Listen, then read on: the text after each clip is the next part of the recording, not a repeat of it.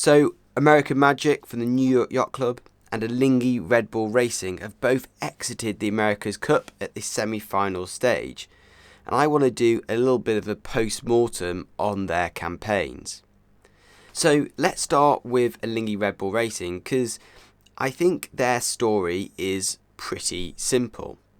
Alinghi, obviously, as an entity on its own through Ernesto Bertarelli, are famous as the only team to ever win the Cup on its first go.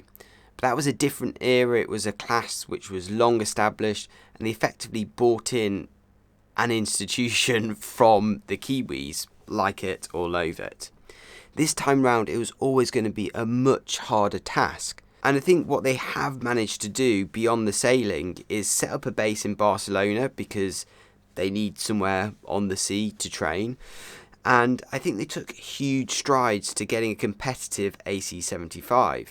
You learned so much from that first campaign, whereas back in the ICC days, there's lots of people around who've been involved in various campaigns. There's lots more information on the boats, so it's a lot easier to step into that world, and so much harder with these AC-75s, not even acknowledging the complexity of the boats themselves. I think their hand was forced a little bit to try and buy an old boat, and that didn't really work for them with Tiahi. It came as a bare boat, the amount of systems they had to put on, the foils they got with that, obviously that was a second generation boat, and the foils they got with it were only the second iteration of 3 that the teams put out. Add on to that, they really struggled to tame that AC-75. So I think a lot of that campaign, whilst it was useful in the context of understanding the boats and understanding the logistics of what it meant to have an AC-75 campaign, I don't think it was really that useful for actually understanding the performance and the design necessarily. So that said, it was always going to be a big uphill struggle for them, and I think to get to the semi-finals, to get past Orient Express, Orient Express were always outsiders, but they did buy a very credible performance package from Emirates Team New Zealand, and to take races off the likes of American Magic and Ineos in the process, I think they can be pretty proud of the start they've made. And I hope they'll be back next time round. Let's move on to American Magic, because I think there's a bit more to unpack here, both on the technical side and on the culture side. So I think with American Magic, it was pretty clear to everyone who looked in that there was a control issue. And I'll play you some of the clips of what I'm talking about here so we can all be clear. But around these kind of splashdowns, touchdowns, there's kind of 3 things interplaying. It's control of the foils, it's the control of the sails, and it's the power generated or available to do those things. I made a previous video looking at the power from the cyclors. It was a bit inconclusive really. From the comms on board, you couldn't ascertain that it was absolutely a lack of power from the recumbent cyclors. Equally, I don't think that would have been a strong area for them. Even if they didn't necessarily have less power, I find it hard to imagine they had more power. From that, I'm kind of thinking there was more of a sail control issue, or linked with full control, because the two, especially on the bearaways, the two really interplay together. And this also plays into another narrative, and that's from Terry Hutchinson, the team principal himself. I covered it in another video where he kind of didn't accuse but suggested the other teams may be using additional resources to create an autopilot or quasi-autopilot. And he cited an area in the rules where data about the environmental conditions around the yacht comes up on screens with a 2-second delay. He was suggesting that using that data you could have a bit of an autopilot where you have a human link which feeds that external data back into the boat. Looking in detail at some of the evidence of the displays in the cockpits, I think we can be sure that the American Magic kind of power group had a lesser role in the sailing of the boat than what we're seeing on Luna Rossa and Ineos.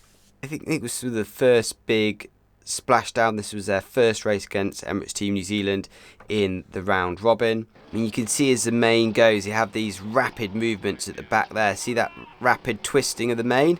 It just doesn't look like a smooth ease to me. Again, bearing away on port tack.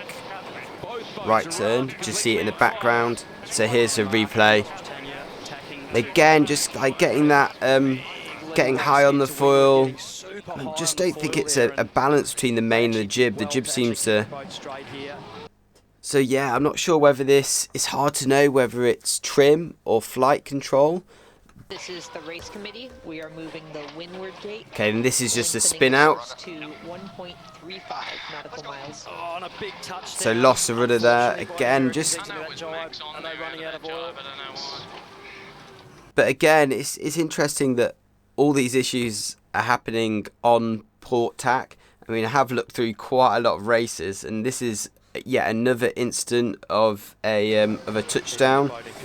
Here, you know, they do go through the wake, both in the air and in the water, of Luna Rossa. But what that means is you have to quickly adjust the sails to kind of catch the boat as they hit that dirty air, and they just don't. An interesting stat, actually, up until Goody moved off the boat, and some of these incidents with Goody helming, some of them with Lucas, but before Goody left the boat, they were doing, I think, 53% of their windward mark bearaways, port helm driving, port trimming. But after Lucas took over, they kind of seemingly backed off those manoeuvres, and they only did 30% right turns at the top mark once Lucas was aboard. So it definitely seems like they were struggling with that on that port tack with manoeuvres, and were giving Lucas, the less experienced helm, a little bit of protection from that instability or control issues they were having on those manoeuvres. So what is it? I've said already about Terry Hutchinson and this quasi autopilot. So what can we see from the other boats? Well, let's have a look at some photos. So this is Ineos. I think they're tacking heading up from attack. Oh yeah, sails on this side, so they're tacking. So this board has just gone down. They're heading up on this board. This Ben Ainslie is about to take over the wheel, so he's got his hand on the wheel with his hand up, ready to go through the tack. You can see that during this manoeuvre, this would have been the flight control on the leeward side, and this would have been the sail trimmer on the windward side. But you can see both of them are looking at the foils. They're doing, both of them doing flight control. Whereas this grinder's got their head up. That's Luke Parkinson, and he is a cyclor, but a very experienced sailor as well, and a flight controller in Sail GP and flight controller from previous campaigns. But you see where he's looks over towards the sails.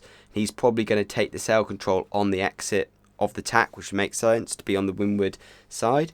He's got quite a lot of information going on in his cockpit. Maybe a little red warning light going off as well. Ineos are using these cyclors to take over some of the functionality, at least during the manoeuvres. So yeah, here's Luna Rossa, and again, both cyclors having quite a lot of buttons in their cockpits. And you get this feeling, so this is the driver here, helm with the wheel, and I think that's the tactical app on the left, and then performance metrics on the right. This is the foil trim, and I think they've got that's a camera looking out towards the foil. But yeah, these buttons look very familiar if you're a fan of the channel. So I'll take you back to their LEQ 12 had these buttons on board, and now in the LEQ 12 this forward seat isn't the driver, isn't the helmsman. The helmsman's behind. These are buttons, these are trim buttons, and they look very similar to what the cyclors have got on their boat. And I always speculated this is TWS plus, TWS minus. So this could be some sort of quasi autopilot, as Terry suggested, where you were basically looking at the wind speed output, and then you were pressing either up true wind speed or down true wind speed, so that the feedback systems between the controls, which they are allowed link controls now, can know like what differential to have between different controls. You've got an upwind / downwind button to again kind of switch the link controls into a different mode. You've got a moding button, I don't know what that is. Mark, don't know. Maybe for mark rounding buttons, so you have a kind of like a linked functions for marks. And then the rest of these buttons, these are more traditional, just sail trim buttons. So you've got Cunningham in, Cunningham out. Again, this is an interesting one. So talking about what these cyclors might be doing on Luna Rossa, and this is a manoeuvre. And they've got two things that they've got their hands on. Left hand down on these kind of suite of buttons, then right hand up on this like little tab which is kind of sat on the deck in front of them, but they are looking out towards the full during the manoeuvres, unlike Ineos cyclors who are looking in towards the sails. So this suggests during manoeuvres they are taking on a little bit of a flight control role. And I think it comes as no surprise that both Ineos and Luna Rossa, who seemingly have these additional functions for their cyclors' roles, were they also the two teams who had an LEQ12, a self-built LEQ12.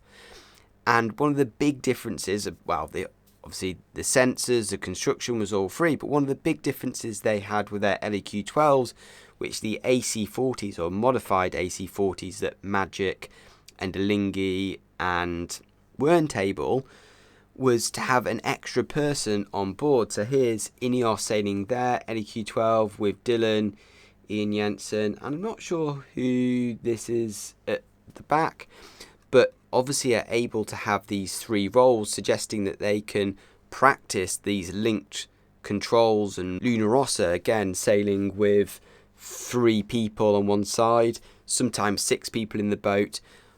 But you can clearly see this was one of the big advantages of using your LEQ12, was that you could incorporate more people, more control systems into that boat for testing.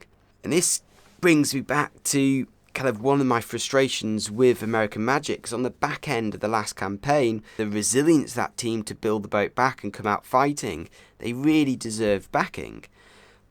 But that's not what they got on the exit of the last cup. We had this weird sort of hiatus where the team weren't clear, Magic weren't clear if they were continuing with New York Yacht Club. You had New York Yacht Club launching their own protocol and official challenge before entries had opened. New York Yacht Club presented themselves as kind of custodians or rightful guardians of the cup and looking after the best interests of it, over imagines their own importance. And that, in a way, I'll maybe get to it in another video, is a little bit like the history of the English in the America's Cup. We created the cup, we deserve it, we're part of it, and kind of overstating the importance of their role in the cup. And then you had Stars and Stripes coming on, then you had New York Yacht Club announcing that they weren't even challenging for the cup, and then they came back on. And this left the team a little bit on the back foot. And in the end, they weren't able to go down a self-built LEQ12 route in the way that Luna Rossa and Ineos were, because they were late to the party.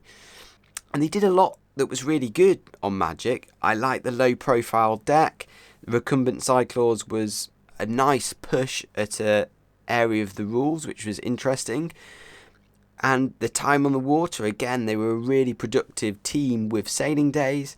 You looked at their foil development, and whilst none of it was really risky, it was a pretty solid development arc, and you could always see a linear kind of development way. They didn't ever really leave you scratching your head in the same way that Ineos did. And it's hard to tell what the chicken and egg was. You know, where does that culture come from? Is this Terry kind of being a bit old school and focusing on time on the water and a linear progression? Or was he forced into that pathway by the New York Yacht Club and their kind of posturing over the position and the protocol and what the next cup would look like, instead of focusing internally on what their team should be developing and the best, and making sure you have the best tools and the best industry to produce a fast AC75. And I think despite all that criticism, they still came within seconds of beating Luna Rossa. It was a super tight series. Been talking for a long time now. I have to edit this all down, but I'm really looking forward to the Louis Vuitton final. I think it's going to be a fascinating matchup. Might try and get a preview video out on that if I've got enough time. We've also got, going on at the same time, the final of the Youth America's Cup, which, if you haven't been watching, has been the most incredible racing. And two really good teams, American Magic and Luna Rossa, going up against one another. And I think, if I would do say something positive about American Magic, is the way they integrated their youth sailors into their main program and got them time on the AC40s, which are being used in the youth program. And I think that's similar to Luna Rossa and is why those two teams have been successful in the youth competition. Oh, one last thing. A couple of videos ago, the one on data, I did a giveaway for the Lego model, the Emirates Team New Zealand Lego model. And the winner of that is Tony Blacklock from New Zealand. So there is a Lego AC75 tie hollow making its way to you. That's everything for me. Thanks and see you around.